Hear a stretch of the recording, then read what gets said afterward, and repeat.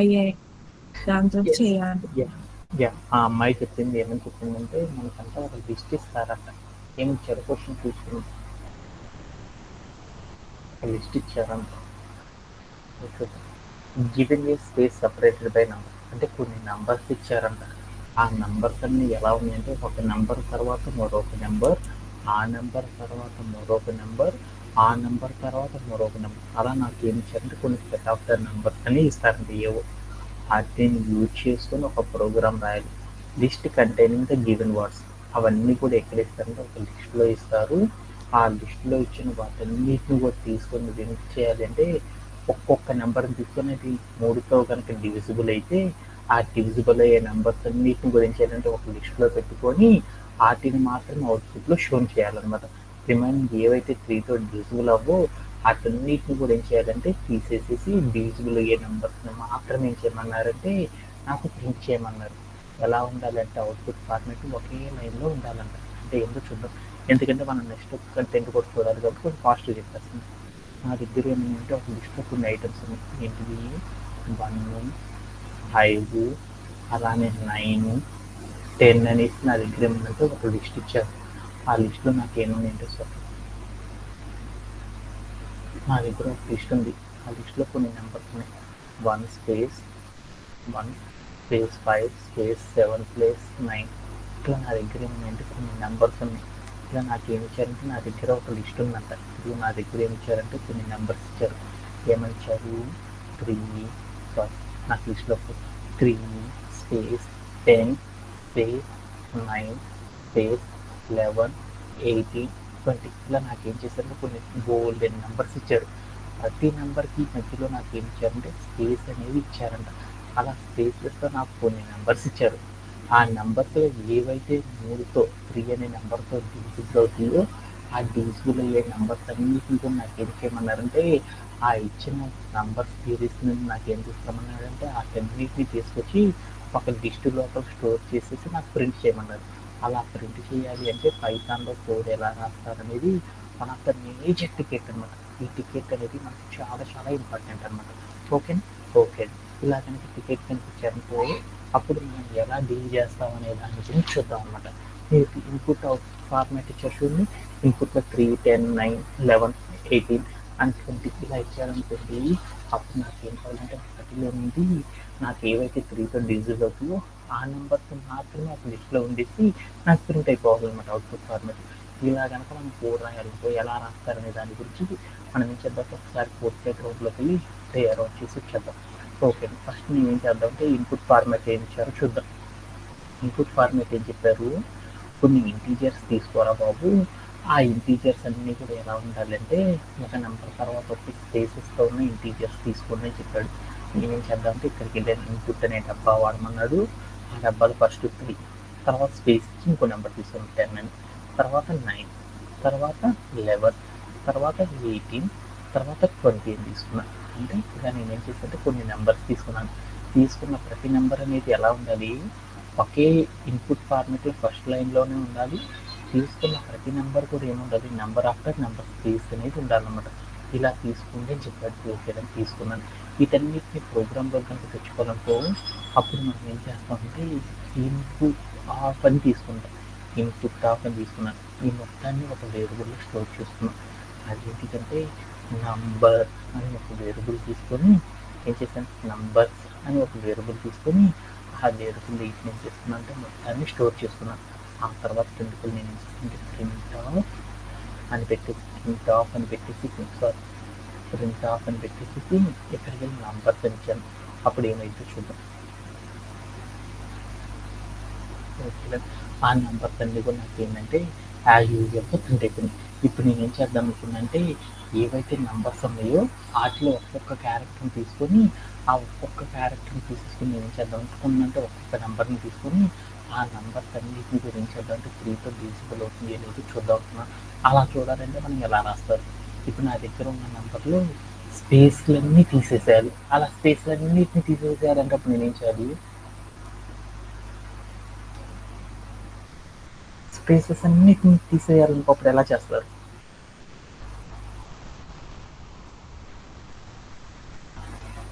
Murali do have any You split off.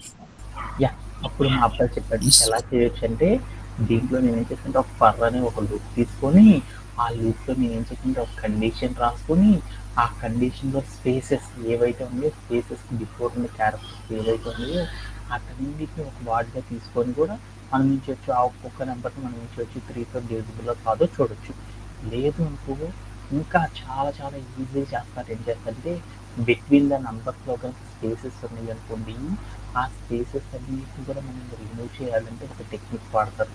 ఏం చేస్తారంటే ఆ నంబర్స్ ఏవైతే ఉన్నాయో ఆ నంబర్స్ అన్నిటిని కూడా మనం ఏం చేయాలంటే లిస్ట్ లోపల ఒక్కొక్క ఐటెంతో మార్చుకోవడం అనేది చేస్తారు. అలా మార్చాలంటే మా నవీన్ అనే అబ్బాయి చెప్పాడు ఇందాక స్ప్లిట్ ఆఫ్ అని చెప్తారంట. అంటే ఏం చేస్తారంటే ఇప్పుడు ఏం చేస్తామని షార్ట్ కట్ కావాలి కాబట్టి ఏం చేద్దామంటే ఇక్కడికి డాట్ పెట్టేసి స్ప్లిట్ ఆఫ్ అని పెట్టేస్తామనుకో అప్పుడు ఏమైందో చూద్దాం. అప్పుడు ఏమైతే మనం ఏవైతే నంబర్స్ తీసుకున్నామో ఆ నంబర్స్ అన్నీ చూడు నాకేమయ్యో ఒక లిస్ట్ లోపల ఒక్కొక్క ఐటమ్గా నాకేమైందంటే అవన్నీ కూడా మారిపోవడం అనేది జరిగింది. ఇక్కడ మీరు చూసానుకో నాకు తీసుకున్న ప్రతి నెంబర్ కూడా ఏమవుతుంది చూడు లిస్ట్ లోపల ఒక్కొక్క ఐటమ్గా నాకేమైందంటే ఒక స్ట్రింగ్ ఐటమ్గా నాకు మారిపోవడం అనేది జరిగింది. ఇలా మార్చడంలో ఎవరికైనా సరే అవుతుందా? ఎవరికైనా సరే అవుతుందా?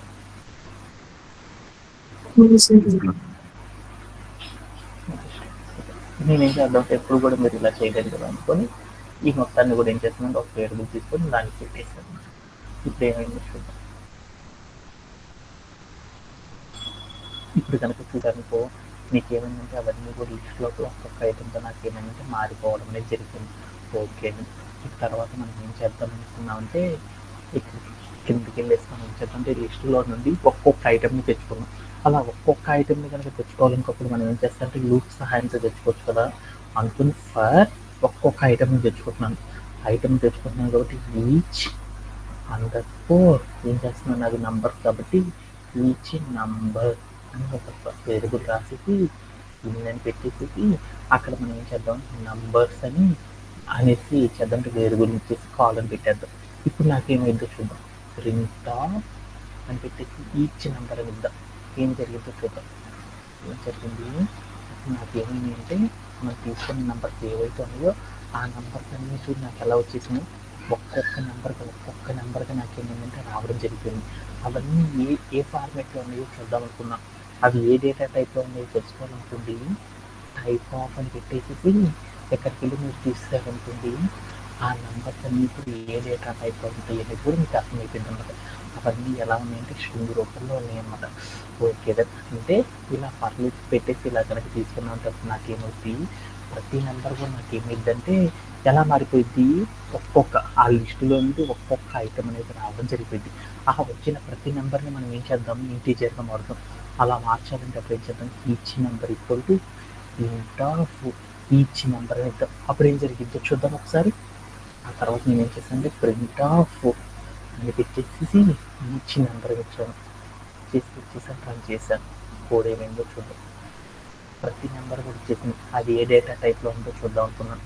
అనుకుని కిందకి వెళ్ళి ప్రింట్ ఆఫ్ అని రాసేసి టైప్ ఆఫ్ అని పెట్టేసి ఇక్కడికి వెళ్ళి నేను ఏం చేశానంటే ఈచ్ నెంబర్ ఇచ్చాను. ఇచ్చేసి నేను ఏం చేశానంటే ప్లేయర్ నుంచి చూసాను ఏం జరిగిందో చూద్దాం. ఆ ప్రతి నెంబర్ కూడా నాకు చూడు ఇంటీజర్ రూపంలో ఉంది అని నాకు అర్థమవుతుంది. ఓకే అంటే నేను ఇప్పుడు ఏం చేశాను ఒక్క నెంబర్ను కూడా నేనేం చేశాను ఇంటీజర్లోకి మార్చుకున్నాను. ఇప్పుడు నేనేం చేశానంటే వచ్చిన ప్రతి నెంబర్ని కూడా 3తో డివిజిబుల్లో కాదు చెప్పాలి అంటే అప్పుడు మనం ఎలా చెప్తాము ఒక కండిషన్ ఆధారం చెప్పొచ్చు కదా. అందుకని ఇక్కడికి వెళ్ళి అని రాసేసి రౌండ్ బ్రేస్ తీసుకుని ఈచ్ నెంబర్ 3తో డివిజిబుల్ అయిందో లేదో చూడాలనుకో పర్సంటైల్ అని పెట్టి ఇక్కడికి వెళ్ళి 3 అని పెట్టాను. తర్వాత ఏం చేశానంటే ఈక్వల్ టు 0 అని పెట్టాను. అంటే అప్పుడు ఏ నెంబర్ అయితే 3తో డివిజిబుల్ అవుతాయో ఆ నెంబర్స్ అన్నీ నాకు వచ్చేసి కావాలని చూద్దామా. ప్రింట్ ఆఫ్ ఆ నెంబర్స్ ఏమేంటి చూద్దాం అనుకున్నాను. ఈచ్ నెంబర్ అని ఇచ్చాను. చేసి నేను ఏం చేశానంటే క్లియర్ వచ్చి చూశాను. అప్పుడు నాకేమైంది చూద్దాం. నాకేమైందంటే 3, 9, 18 వచ్చేసేసినాయి అన్నమాట. నాకు రావాల్సిన ఏంటిది వీటిలో 3తో బాగా ఆధారపడే నెంబర్స్ ఏవైతే ఉన్నాయో అవన్నీ వచ్చేసేసినాయి అన్నమాట.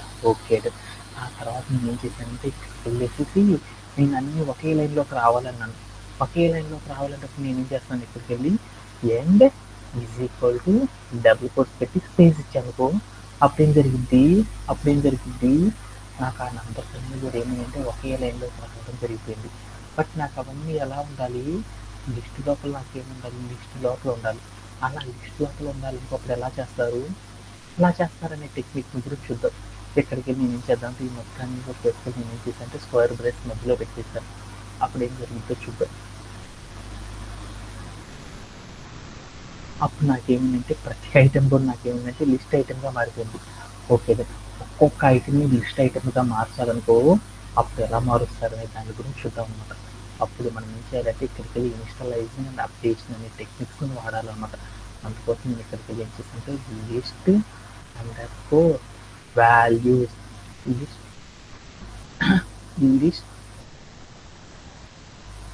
లిస్ట్ అండర్ స్కోర్ రిజల్ట్ అని పెట్టుకున్నాను అనమాట. ఒక వేరియబుల్ ఈజ్ ఈక్వల్ టు ఏం తీసుకున్నానంటే ఫస్ట్ మనం ఏం చేయాలి, అన్ని ఐటమ్స్ తెచ్చుకోవాలి, ఎంట్రీ లిస్ట్ అనేది తీసుకోవాలి. తర్వాత మనం ఏం చేయాలంటే ఏదైతే మనం ఇన్స్టాలైజేషన్ తీసుకున్నామో వాటిని ఏం చేయాలంటే అప్డేషన్లోకి మార్చుకోవాలి. అలా మార్చుకోవాలంటే అప్పుడు ఏం చేస్తాము, comparison operator plus equal to పెట్టేసి ఎక్కడికి మన అవుట్పుట్ ఏంటి, ఈచ్ నెంబర్ కదా, ఆ ఈచ్ నెంబర్ మొత్తాన్ని ఏం చేస్తుంటే స్క్వేర్ బ్రేస్లో తీసుకున్నాం. ఇలా తీసేసుకొని తర్వాత కిందకి వచ్చేసి నేను ఏం చేస్తుంటే ఒకే లైన్లోకి వస్తుంది కాబట్టి ప్రింట్ ఆఫ్ని పెట్టేసి ఈ లిస్ట్ అండర్ స్కోర్ రిజల్ట్ అని ఇచ్చేసి నేను ఏం చేశానంటే కోడ్ని రన్ చేస్తాను. అప్పుడు నాకేం జరుగుతుందో చూద్దాం. ఏ నెంబర్స్ అయితే వచ్చినాయో అవన్నీ నాకేమీ వచ్చింది ఒక్కొక్క లిస్ట్ లోపల ఏమైందంటే ఒక్కొక్క ఐటమ్గా వెళ్ళేసి స్టోరేజ్ అవ్వడం అనేది జరుగుతుంది. దీంతో నాకేమైందంటే ఇచ్చిన టికెట్ అనేది కంప్లీట్ అయిపోయింది. తర్వాత ఈ బుక్ మార్క్ తీసేసి తర్వాత కోడ్ని రన్ చేశాను. వాడు ఏం చేశాడంటే 2 టెస్ట్ కేసెస్ ఇచ్చారు. ఆ 2 టెస్ట్ కేసెస్తో చెక్ చేసుకుంటే నాకేమైందంటే మనం రాసిన కోడ్ ఏదైతే ఉందో ఆ కోడ్ ప్రాపర్గా వచ్చేసింది అనమాట. ఇప్పుడు నేను ఏం చేస్తానంటే ఇక్కడికి సబ్జెక్ట్ అనే బటన్ ఉంది, ఆ సబ్జెక్ట్ అనే బటన్ క్లిక్ చేసిన రిమైనింగ్ టెస్ట్ కేసెస్ అన్నీ కూడా ఏమైనది దీనికి రాబోతుంది. అంటే మనం ఈ క్వైరీని కనుక సాల్వ్ చేయాలంటే ఎలా చేస్తారంటే ఈ రూపంలో ప్రోగ్రామ్ రాయడం ద్వారా ఏం చేస్తారంటే ఎగ్జిక్యూట్ చేయడం అనేది చేస్తారన్నమాట. దీంట్లో ఎంత చేస్తారని వస్తుంది ఎనీబడి షో. ఓకే, అలానే మనం ఏం చేద్దామంటే నెక్స్ట్ కాన్సెప్ట్లోకి వెళ్ళిపోతాం.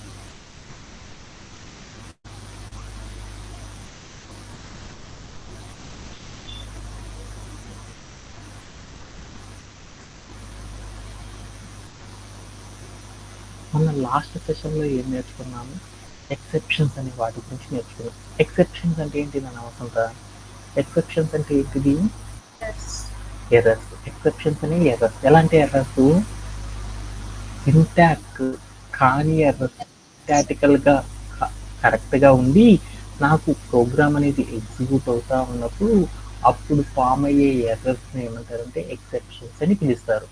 ఇదంతా గుర్తుందా, ఎవరికైనా డౌట్ ఉందా?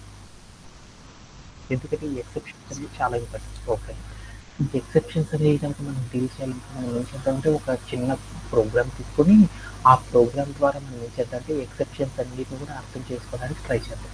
Okay,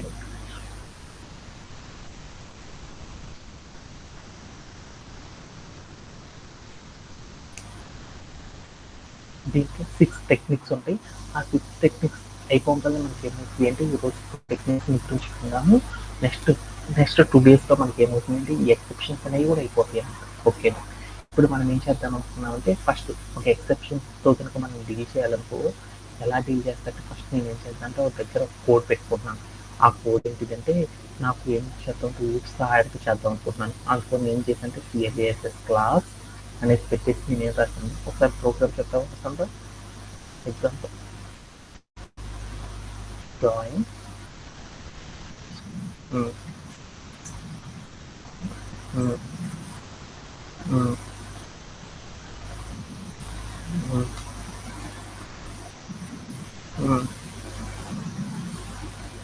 okay, then after that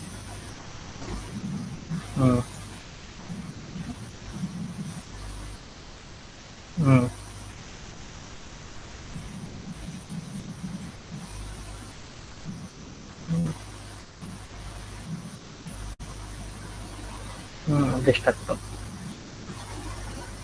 Okay, then after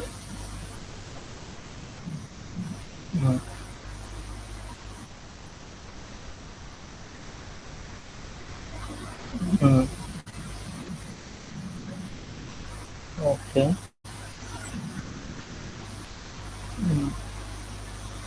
okay. అవును సార్.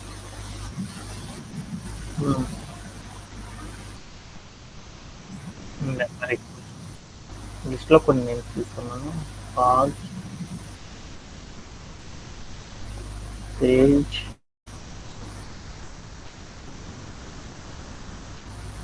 అవి ఓకే దెన్ అని తీసుకున్నాను. Print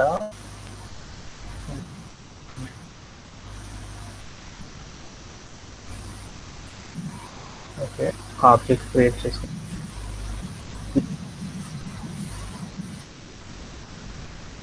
join of okay. P1 okay. ఇక్కడ దాకా నేను ఏం చేశానంటే ఇక్కడ మీరు ఏదైతే స్క్రీన్ చూస్తున్నారో ఈ చూసిన మొత్తాన్ని ఏమంటారు క్లాస్ డిఫైన్ చేయడం అంటారు. ఇక్కడ నేను ఏదైతే రాసాను దాన్ని ఏమంటారంటే ఆబ్జెక్ట్ క్రియేట్ చేయడం అంటారు. అంటే నేను ఏం చేశాను, ఒక క్లాస్ని డిఫైన్ చేసి ఆ క్లాస్ రిలేటెడ్గా నేను ఏం చేశానంటే ఒక ఆబ్జెక్ట్ అనే దాన్ని డిఫైన్ చేశాను.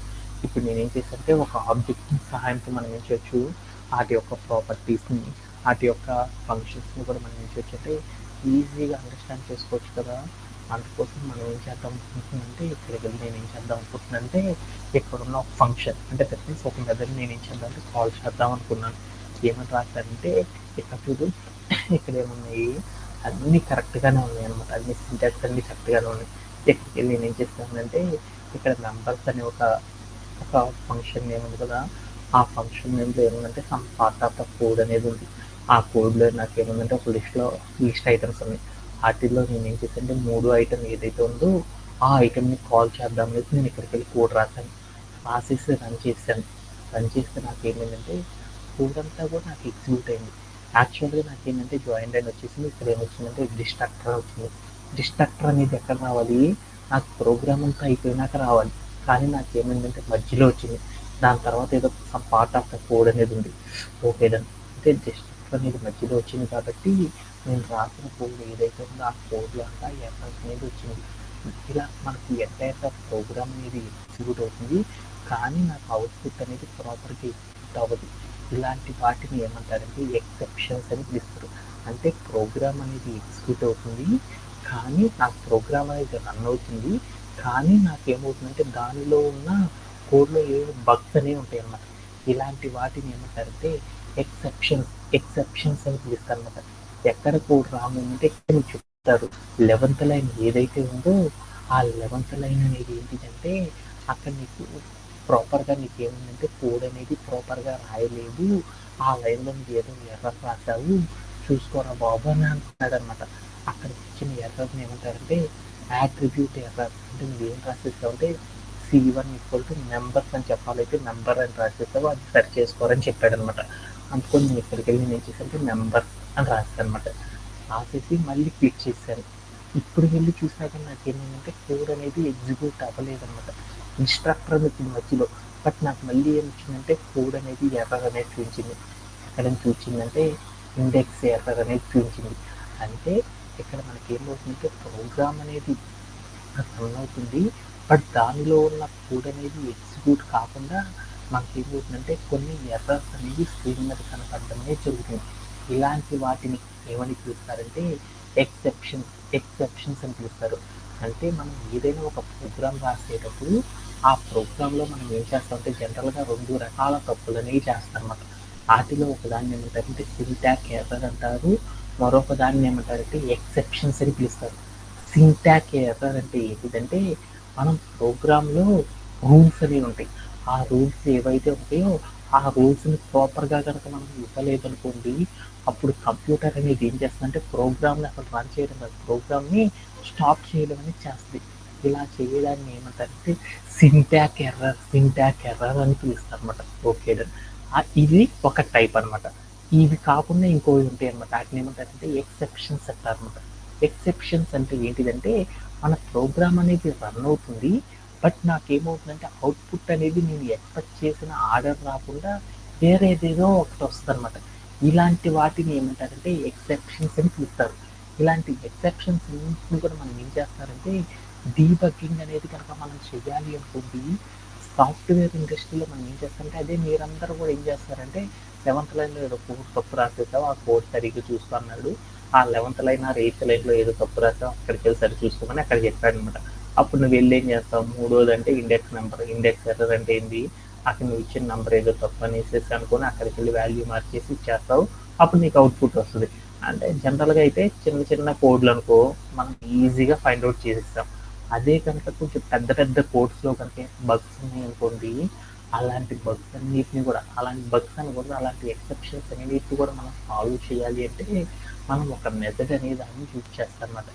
ఏం మెథడ్ అంటే ఇలాంటి ఎక్సెప్షన్స్ ఏవైతే ఉంటాయో ఇలాంటి ఎక్సెప్షన్స్ అన్నిటిని కూడా మనం హ్యాండిల్ చేయాలంటే మనం ఏం చేస్తారంటే పెద్ద పెద్ద ప్రాజెక్ట్స్ చేసే ప్రతి ఒక్కళ్ళు కూడా ఏం చేస్తారంటే ట్రై అండ్ ఎక్సెప్ట్ అనే ఒక కాన్సెప్ట్ని యూజ్ చేసేసి ఏం చేస్తారంటే హ్యాండిల్ చేయడం అనేది చేస్తారు.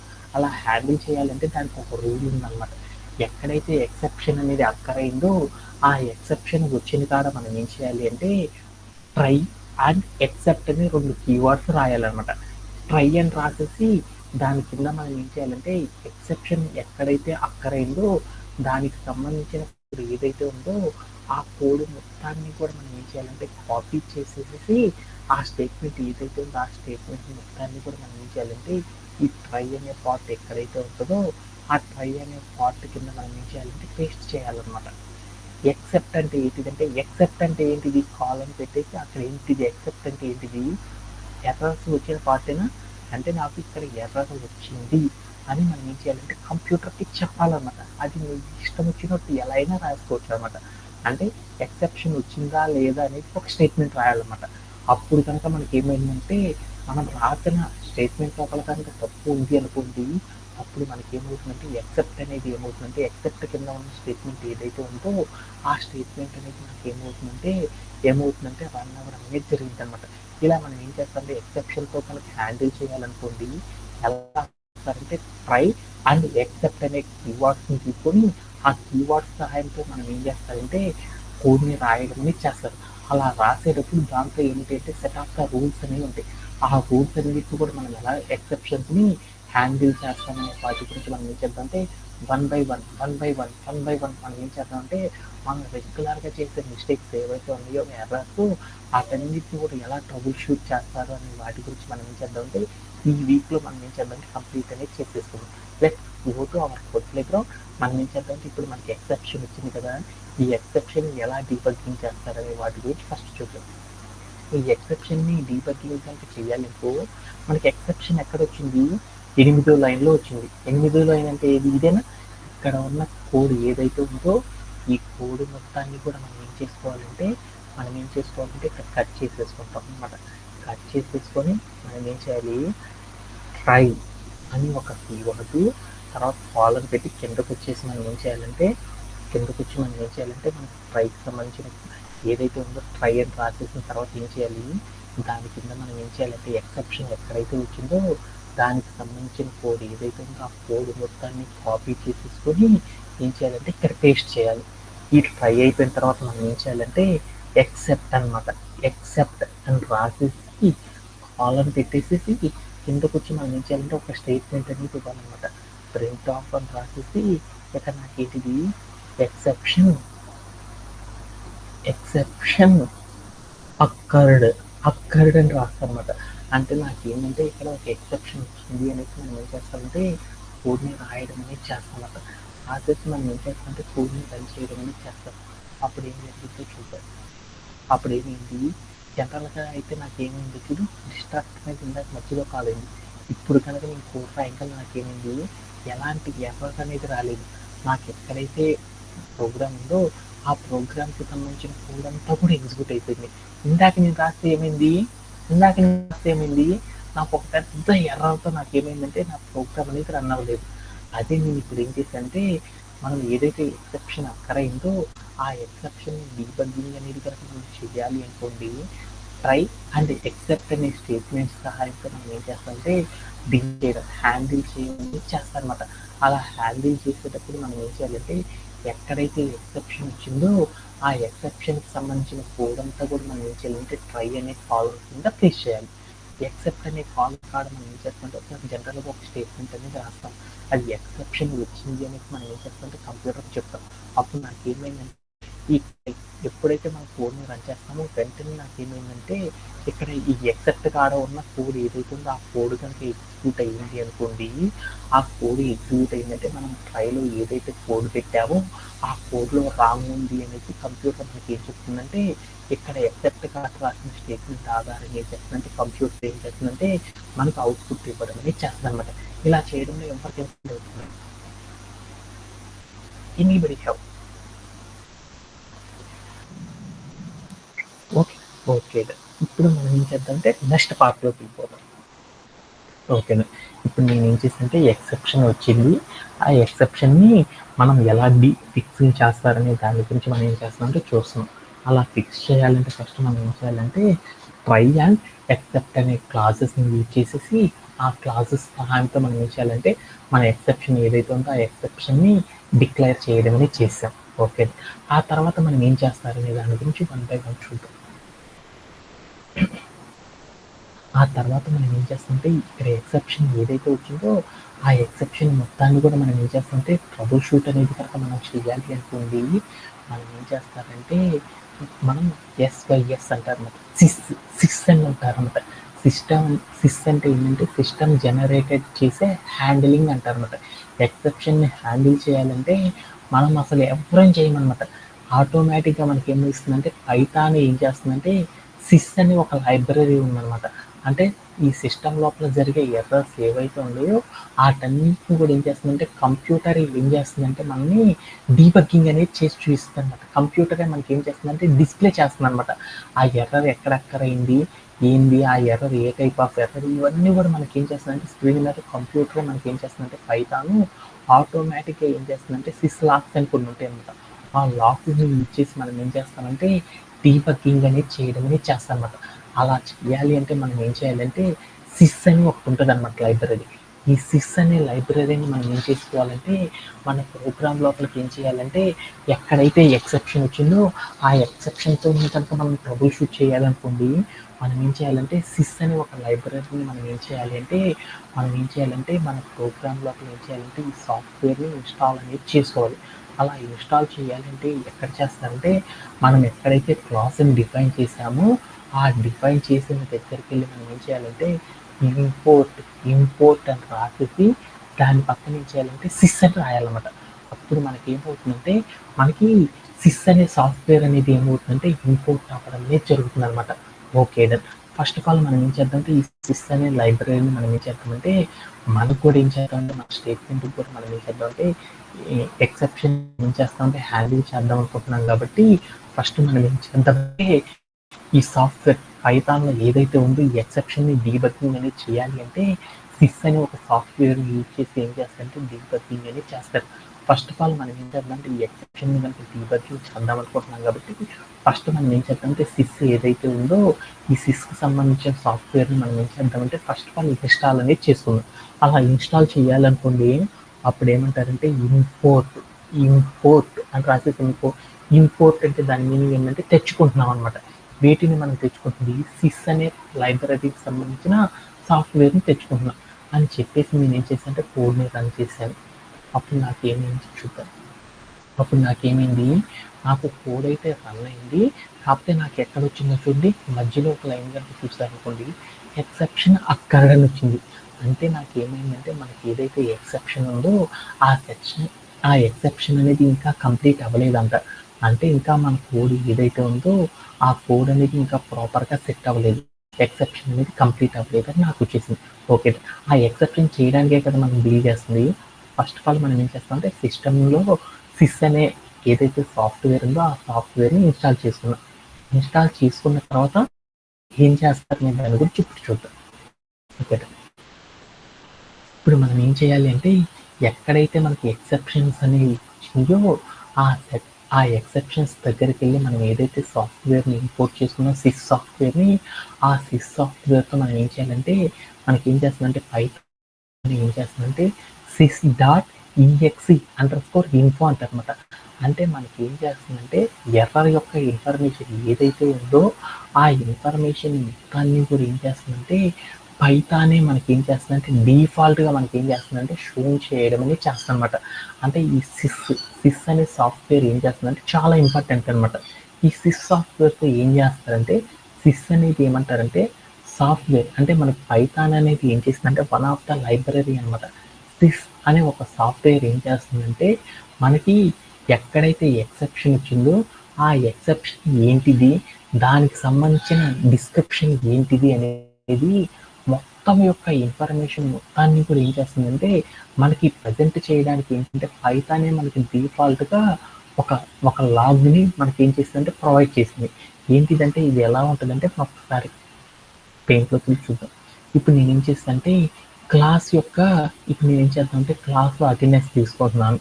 ఆ అటెండెన్స్ తీసుకుందామని నేను ఏం చేస్తానంటే అటెండెన్స్ తీసుకుందామని మనం ఏం చేస్తాం మాన్యువల్గా అనుకో అటెండెన్స్ కనుక తీసుకోవాలనుకో మనం ఏం చేస్తాము నెంబర్ 1 ప్రజెంట్, నెంబర్ 2 ప్రజెంట్ అని ఇట్లా తీసుకుంటా ఉంటాం కదా. అలా తీసుకుంటా ఉంటే నాకేమైంది అంటే అందరూ చెప్తా ఉన్నారు. అలా కాకుండా నేను ఏం చేశానంటే సాఫ్ట్వేర్ పెట్టాను. ఆ సాఫ్ట్వేర్లో నేను ఏం చేశానంటే ఆ సాఫ్ట్వేర్ కనుక నేను ఏం చేశాను అటెండెన్స్ తీసుకోమని చెప్పాను అనుకోండి, ఆ సాఫ్ట్వేర్లో 2 ఫీచర్స్ ఉంటాయి అన్నమాట. ఒకటి ఏముంటుందంటే 0 అని ఒక ఫీచరు, 1 అని ఒక ఫీచర్ ఉంటుంది. 0 అనే ఫీచర్ కాదు నాకేముంటుందంటే ఎవరైతే టీచర్స్ అటెండెన్స్ తీసుకున్నారో, ఎవరైతే ఆబ్సెంట్ అయ్యారో వాళ్ళ యొక్క ఇన్ఫర్మేషన్ మొత్తం కూడా నాకేం వస్తుందంటే స్కూల్కి వచ్చారా రాలేదా అనే ఇన్ఫర్మేషన్ మొత్తం కూడా 0లో ఉంటుంది. 1 అనే కార్డు నాకేముంటుందంటే వాడు ఏ కారణం చేత వాడు రాలేదు, కారణం అంటారు కదా, కాజ్ అంటారు కదా, ఆ కాజ్కి సంబంధించిన డీటెయిల్స్ ఏవైతే ఉంటాయో ఆ డీటెయిల్స్ అన్నీ కూడా నాకేమవుతాయి అంటే ఈ సాఫ్ట్వేర్లో లోడ్ చేయడం అనేది చేస్తారు. అలానే మనకు కూడా ఏముంటుందంటే సిస్ అని ఒక యాప్ ఉంటుంది అనమాట. సిస్ అని ఒక లైబ్రరీ ఉంటుంది అనమాట. ఈ సిస్ అనే లైబ్రరీ పైథాన్లో ఏం చెప్తుందంటే దీంట్లో 2 వాల్యూస్ అనేవి ప్రజెంట్ అవుతాయి. ఒకటి ఏంటిదంటే 0 అనే ప్రజెంట్ కార్డ్ నాకు ఏం జరుగుతుందంటే మనం ఏదైతే ఎర్రర్ చేసామో ఆ ఎర్రర్కి సంబంధించిన ఏ టైప్ ఆఫ్ ఎర్రర్ మనం డీల్ చేసామో, ఏ టైప్ ఆఫ్ ఎర్రర్ అనేది నాకు ఎక్సెప్షన్ ఇచ్చింది అనేది మొత్తం కూడా నాకు ఏం చెప్తుందంటే ఒక 0 అనే పొజిషన్ దగ్గర చెప్తుంది. 1 అనే పొజిషన్ ఏం చెప్తుందంటే ఎందువల్ల ఆ ఎర్రర్ వచ్చింది, అది ఏ టైప్ ఆఫ్ ఎర్రర్ అని దానికి సంబంధించిన డీటెయిల్స్ ఏవైతే ఉంటుందో ఆ డీటెయిల్స్ మొత్తాన్ని కూడా మనకి ఏం చేస్తుందంటే ఆటోమేటిక్గా మనకి ఏం చేస్తుందంటే స్క్రీన్ మీద ట్రిగర్ అవుట్ చేసి చూపిస్తుంది అనమాట. అలా చేయాలంటే మనం ఏం చేయాలంటే ఫస్ట్ మనం సిస్ అనే సాఫ్ట్వేర్ని మనం ఏం చేసుకోవాలంటే ఇంపోర్ట్ చేసుకొని ఆ సాఫ్ట్వేర్ మనకి ఎక్కడైతే ఎర్రర్ వచ్చిందో ఆ ఎర్రర్ వచ్చిన పొజిషన్ కాడ మనం ఏం చేయాలంటే ఈ సాఫ్ట్వేర్ మొత్తాన్ని కూడా తీసుకెళ్ళి ఏం చేయాలంటే ప్లేస్ చేయాలన్నమాట. అలా ప్లేస్ చేయాలంటే ఎలా ప్లేస్ చేస్తారనే దాని గురించి చూద్దాం అనమాట. అలా ప్లేస్ చేయాలంటే మనం ఏం చేస్తాము, ఎక్కడైతే నాకు ఎర్రర్ వచ్చిందో ఆ ఎర్రర్ వచ్చిన కాడ మనం ఏం చేయాలి, ఇక్కడికి వెళ్ళి ఎక్సెప్షన్ ఎక్కడైతే వచ్చిందో ఈ ఎక్సెప్షన్ కార్డ్కి వెళ్ళేసి మనం ఏం చేయాలి అంటే ఎర్రర్ ఇన్ఫో అని ఒక వేరియబుల్ క్రియేట్ చేసుకొని ఆ వేరియబుల్ లోపల మనం ఏం చేయాలంటే సిస్ డాట్ అని రాసేసి ఈఎక్సి అంటే ఏమంటారంటే ఎక్సెప్షన్ అంటారు, _info అని రాసేసి దాని పక్కన ఏం చేయాలంటే రౌండ్ బ్రేసెస్ పెట్టాలి. ఎప్పుడైతే మనం రౌండ్ బ్రేసెస్ పెడతారో ఆ రౌండ్ బ్రేసెస్ పెట్టిన దాన్ని ఏమంటారంటే ఒక ఫంక్షన్ని పిలుస్తారు. అంటే నాకు ఇక్కడ మనం ఏదైతే డీల్ చేసామో ఆ డీల్ చేసిన మొత్తాన్ని ఏమంటారంటే ఒక ఫంక్షన్ అని పిలుస్తారు.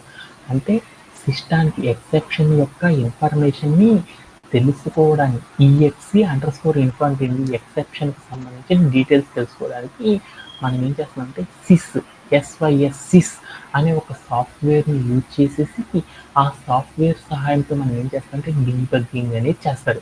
అంటే ఎక్సెప్షన్ యొక్క ఇన్ఫర్మేషన్ మనం డీల్ చేయాలంటే సిస్ అనే ఒక సాఫ్ట్వేర్ని యూజ్ చేసి మనం ఏం చేస్తామంటే వీటికి సంబంధించిన కోడ్ ఏదైతే ఉందో ఆ కోడ్ మొత్తాన్ని నేను ఏం చేస్తానంటే ఇక్కడ ఎర్రర్ ఇన్ఫో అని ఒక వేరియబుల్ క్రియేట్ చేసుకుని దాంట్లో తీసుకెళ్ళి నేను ఏం చేశానంటే ప్లేస్ చేశాను. ఆ తర్వాత నేను ఏం చేస్తే ఇందాక ఎక్సెప్షన్ ఏదైతే రాశానో ఆ ఎక్సెప్షన్ తీసేసి ఈ సిస్టమ్ నాకేమంటే 2 ఉంటాయి అనమాట, 2 కాలమ్స్. ఒకటి 0 కాలంతో ఒక పొజిషన్ని, 1 అనే ఒక పొజిషన్తో మరొక కాలం ఏం చేయాలి క్రియేట్ చేయడం అనేది చేయాలి. అలా చేయాలంటే మనం ఏం చేస్తామంటే ప్రింట్ స్టేట్మెంట్ దగ్గరికి వెళ్ళేసి ఎర్రర్ ఇన్ఫో అని రాసేసి స్క్వేర్ బ్రేస్లో 0 యొక్క ఇండెక్స్ అని ఇచ్చాను. తర్వాత కామా పెట్టేసి ఎర్రర్ ఇన్ఫో అని పెట్టేసి స్క్వేర్ బ్రేస్లో 1 అని ఇచ్చాను. 0 యొక్క ఇండెక్స్ నెంబర్ 0. అక్కడ నాకేమవుతుందంటే అవుట్పుట్లో 2 ఇండెక్స్లు అనేవి రిప్రజెంట్ అవుతాయి. ఒక 0 అనే ఇండెక్స్ కార్డ్ నాకేమవుతుందంటే ఏ నేమ్తో ఉన్న ఎర్రర్ నాకు ట్రిగర్ అయిందో ఆ నేమ్ అనేది జరిగింది. 1 అనే ఇన్ఫర్మేషన్ కార్డ్ నాకు ఏం చూపిస్తుందంటే మనకి ఏదైతే ఎర్రర్ వచ్చిందో ఆ ఎర్రర్ ఎందువల్ల వచ్చిందని దాని యొక్క డీటెయిల్స్ మొత్తం కూడా నాకు షోన్ అవ్వడం అనేది జరిగింది. అదంతా కూడా మనం ఏం చెప్పాలి, ఒకసారి కోడ్ ప్లే గ్రౌండ్లోకి వెళ్ళేసి ఒకసారి క్లియర్ అవుట్ చేసి వచ్చేద్దాం. ఎక్కడికి వెళ్ళి నేను ఏం చేస్తానంటే ప్రింట్ అనే స్టేట్మెంట్ దగ్గరికి వెళ్ళి మనం ఏం చేయాలంటే ఎక్కడికి వెళ్ళి మనం ఏం చేయాలి, ఎర్రర్ ఇన్ఫో అని రాసేసేసి దాని పక్కన స్క్వేర్ బ్రేసెస్ తీసుకుని దాంట్లోకి వెళ్ళి 0 అని ఒక కాలం ఇవ్వాలి. తర్వాత కామా పెట్టేసేసి ఎర్రర్ ఇన్ఫో అని రాసేసి స్క్వేర్ బ్రేసెస్ పెట్టి దాంట్లోకి వెళ్ళి 1 అని ఇవ్వాలి. ఇచ్చేసిన తర్వాత మనం ఏం చేస్తామంటే కోడ్ని రన్ చేసి ఇప్పుడు నాకు ఏం జరిగిందో చూద్దాం. ఏం జరిగింది, మీరు ఇక్కడ కనుక వెళ్ళి చూసేయాలనుకోండి ఎక్సెప్షన్ వచ్చిన ఎక్కడికి వెళ్ళి మీరు ఇంకా తెలుసుకోవాలనుకోండి ఇంకా క్లియర్గా ప్రింట్ ఆఫ్ ఎక్సెప్షన్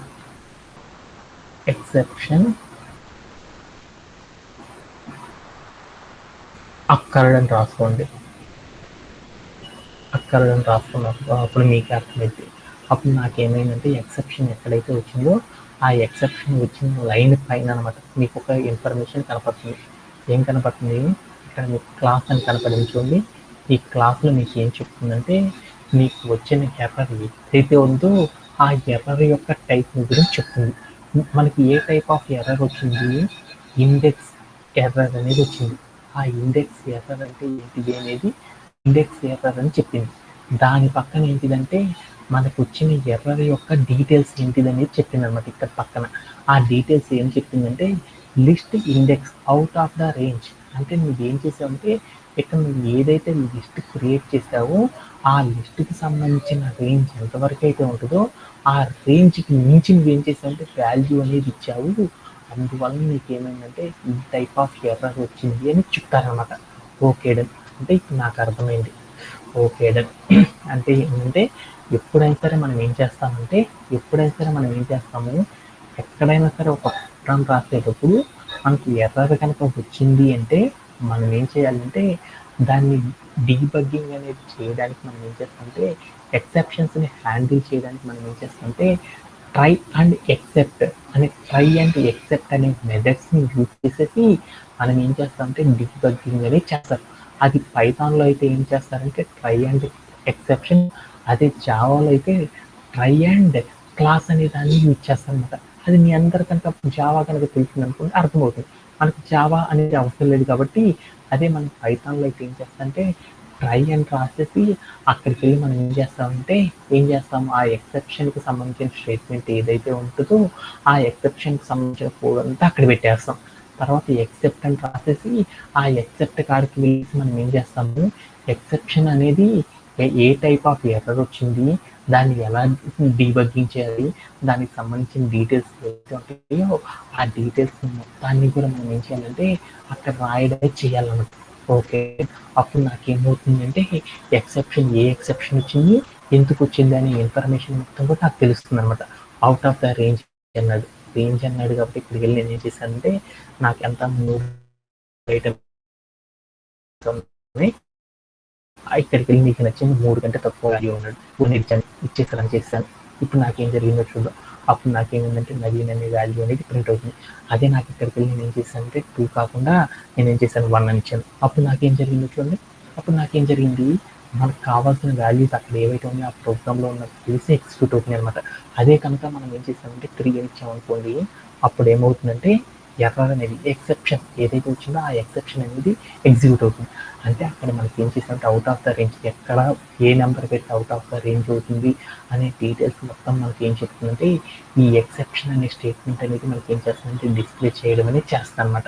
ఓకే అలా డిస్ప్లే చేయాలంటే మనం ఏం చేస్తాము అక్కడికి వెళ్ళి సిస్ అనే ఒక పైథాన్ లైబ్రరీకి సంబంధించిన ఒక సాఫ్ట్వేర్ని మనం ఏం చేస్తామంటే ఇంపోర్ట్ చేసుకోవాలి. అలా ఇంపోర్ట్ చేసుకోవాలంటే మనం ఏం చేయాలి, ఇంపోర్ట్ సిస్టమ్ రాసేసి తర్వాత ఎక్కడైతే ఎక్సెప్షన్ స్టేట్మెంట్ రాస్తున్నామో అక్కడికి వెళ్ళి sys.exe_info ఆఫ్ అని పెట్టేస్తాం అనుకోండి.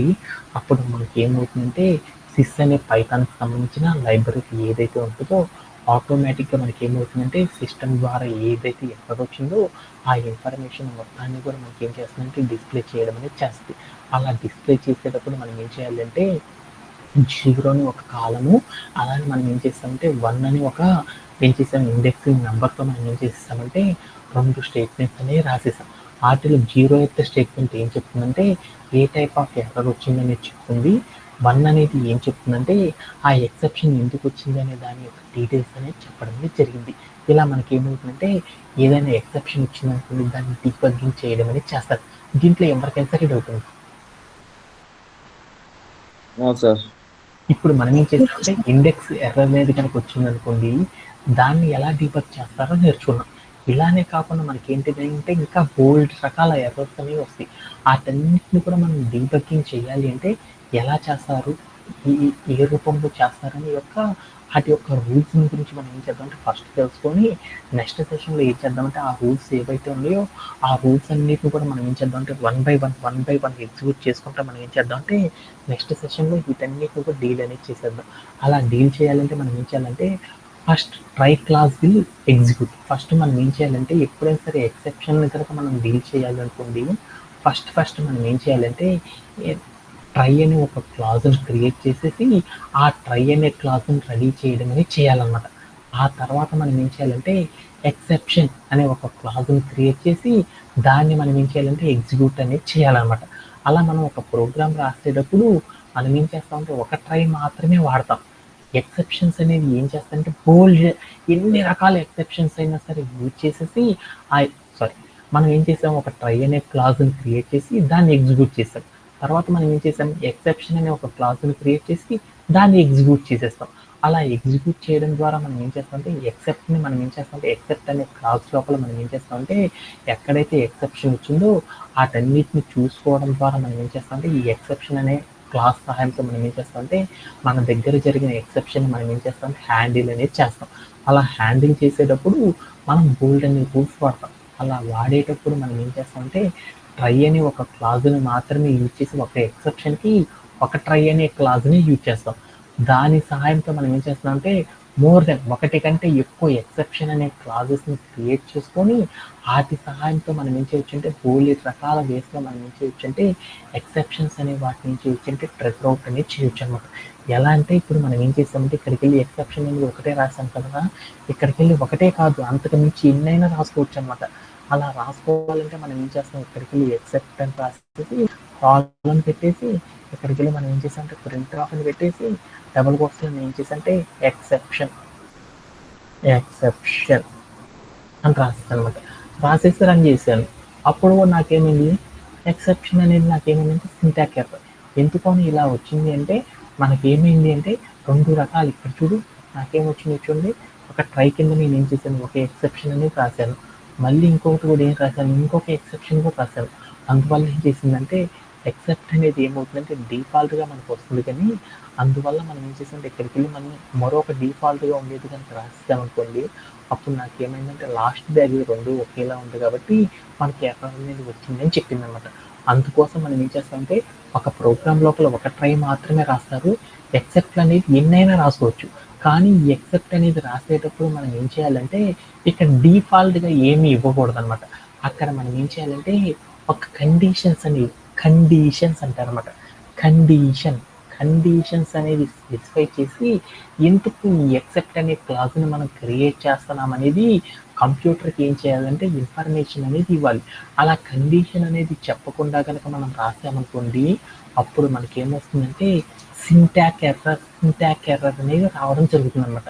అంటే ఆ సింటాక్ ఎర్రర్స్ ఏవైతే వచ్చినాయో ఆ సింటాక్ ఎర్రర్స్ అన్నిటిని మనం ట్రబుల్ షూట్ చేయాలనుకోండి అప్పుడు మనం ఏం చేస్తామంటే ఒక క్వశ్చన్లో ఏదైతే ఎర్రర్ వచ్చిందో అలా కాకుండా ఒకే క్వశ్చన్లో మల్టిపుల్ క్వైరీస్ కనుక వచ్చినాయి అనుకోండి, మల్టిపుల్ ఎర్రర్స్ కనుక వచ్చినాయి అనుకోండి వాటన్నిటిని కూడా మనం డీబగ్గింగ్ అనేది చేయాలి అంటే ఏం చేస్తామంటే మోర్ దాన్ 1 కంటే ఎక్కువ ఉన్న ఎక్సెప్షన్ అనే క్లాసెస్ని క్రియేట్ చేసేసి వాటి సహాయంతో మనం ఏం చేస్తామంటే డీబగ్గింగ్ అనేది చేస్తారు. అలా ఎలా చేస్తారు, ఆ క్లాసెస్ ఏంటిది అనే వాటి గురించి మనం ఏం చేద్దామంటే టుమారో సెషన్లో ఇంకొన్ని ఎర్రర్స్ అనే వాటిని తీసుకొని వాటితో మనం ఎలా డీబగ్గింగ్ చేస్తారనే వాటి గురించి చూద్దాం. That's it for today session. Thank you for joining everyone. Have a great day.